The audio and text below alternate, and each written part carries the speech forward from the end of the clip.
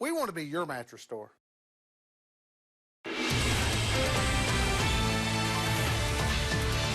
Just hours ago, a major break in the search for Tulsa's serial attacker.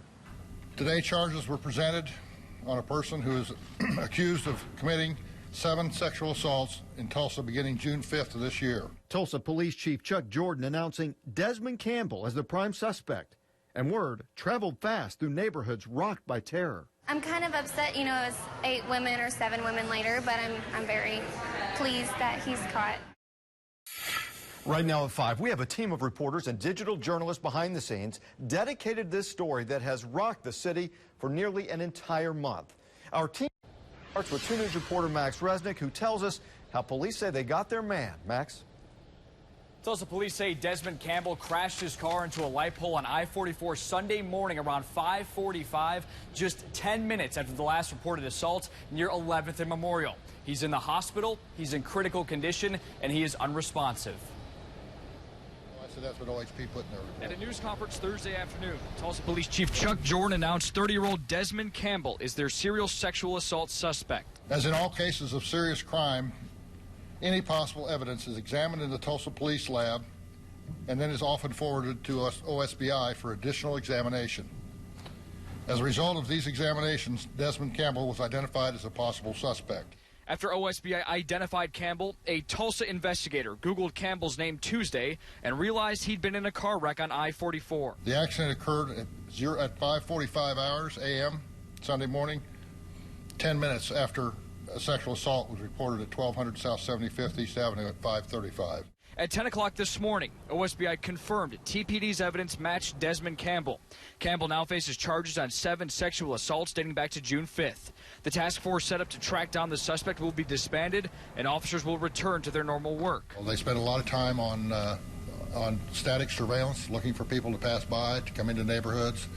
Some of the most boring police work you can possibly do. It's mind-numbing. And they stayed alert, they stayed the course, and did what they were supposed to do, and I'm proud of them. Campbell is not officially under arrest, but is being monitored by Tulsa police at an area hospital. Assistant District Attorney Steve Kunzweiler says he can't see charges being drawn up prior to Monday. Coming up tonight at 6, whether TPD ever got a tip that Campbell was the suspect. Live downtown, Max Resnick, 2 News works for you. All right, Max, thanks. Now, we have in-depth information on the suspect, Desmond Campbell. Campbell has a criminal record. He's been in prison since March of 2007 for attempted robbery and attempted kidnapping. He was released from prison on April 21st, just 7 weeks before the first reported assault. Well, we continue our live team coverage tonight, digging deeper into the serial attacker and the events leading up to his capture. 2 News investigator Marla Carter is live tonight at 129th and Admiral. Marla? Desmond Campbell's car is in this impound lot. As Max mentioned, he got into an accident on Sunday at I-44 in Sheridan.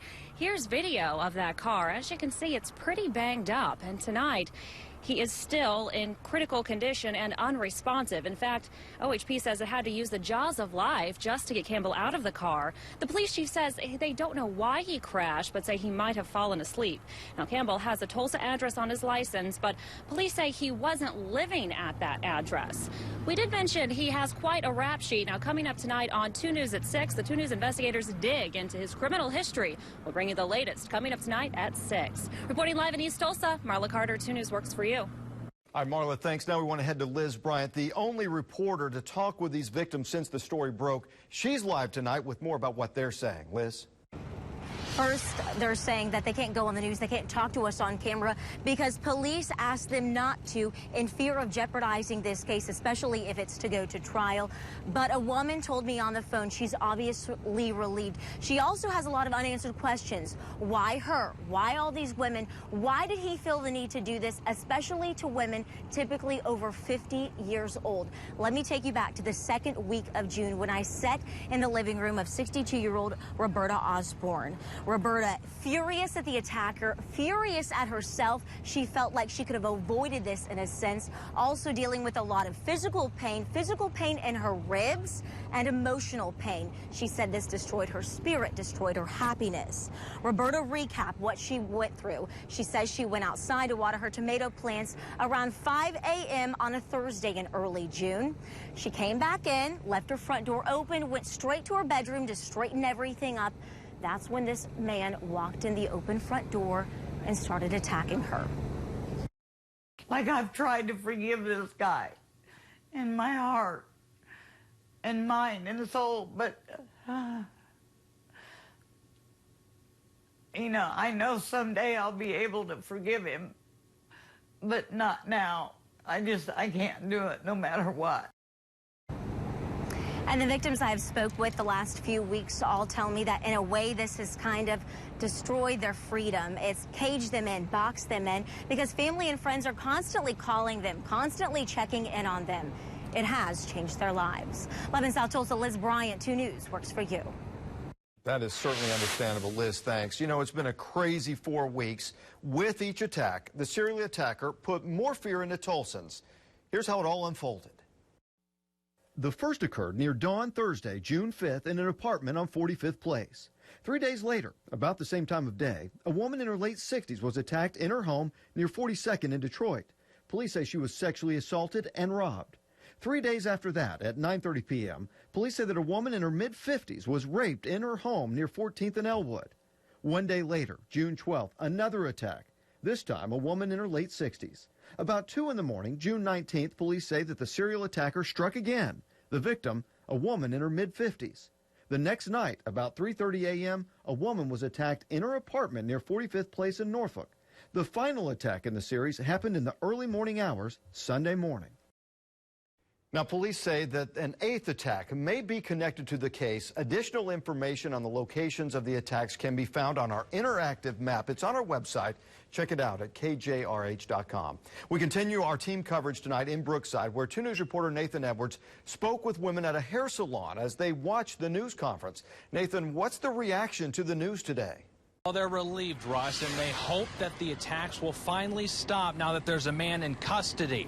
For the last month, these crimes have been on everyone's mind, from the hairdressers to the women getting their hair cut. It's really been a community effort at Identity Salon to make sure everyone is safe.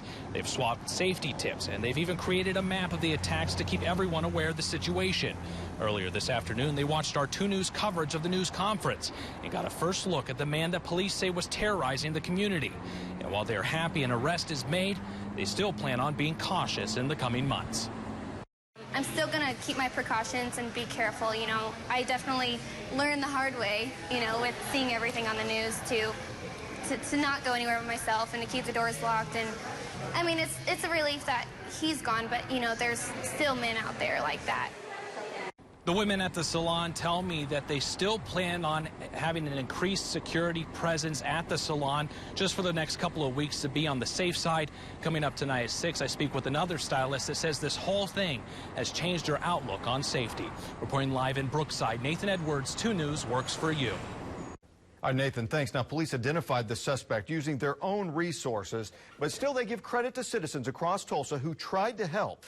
2 News reporter Brandon Richards shows us why police say the citizens' involvement was not in vain. Brandon? Well, Russ, the police chief says over the last few weeks, the task force received a lot of tips from citizens, and based on some of the information citizens were able to provide investigators, police able to stumble upon crimes that otherwise might have gone unnoticed. And it's pretty simple to see how involved citizens have been over the last few weeks. All you have to do is log on to social media, visit one of the Alert Neighbors Facebook pages, for instance, and there you can see people talking about the investigation, pointing out suspicious behavior they notice in their neighborhoods, and even with the serial attack suspect identified and now no longer a threat, crime experts say it's important that that level of citizen involvement and awareness continues. We need them to keep being vigilant, keep calling in, keep being aware, keep locking your doors and windows and turning on the lights and calling the police. You know, we can catch a lot and stop a lot of crime if we all work together. And the Crime Prevention Network says over the last few weeks they've received a lot of calls and a lot of emails from folks interested in starting their own neighborhood watch programs. And they say it's really simple. They say all anyone has to do is just keep a close eye on what's happening in their neighborhood and then report any suspicious activity to police.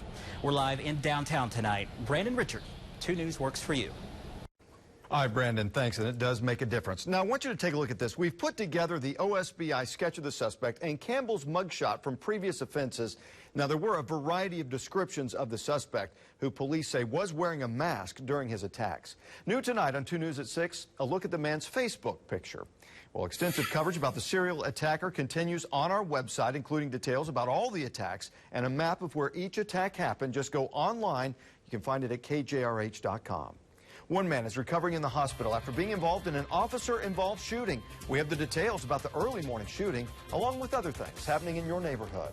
A storm shelter petition made its way to the state. How close it is to making it to the November ballot. And it's an absolutely gorgeous afternoon over the Cherry Street district of Tulsa. How long can this gorgeous weather last? We'll talk about a heat wave on the way. You're watching 2 News. We're for you at 5. Dallas has a big moment waiting for everyone. Find yours at visitdallas.com. At Churches, we know feeding your family is a big deal. That's why you'll get a big deal on our big, juicy pieces of small batch chicken. Get 11 of our hand-battered legs and thighs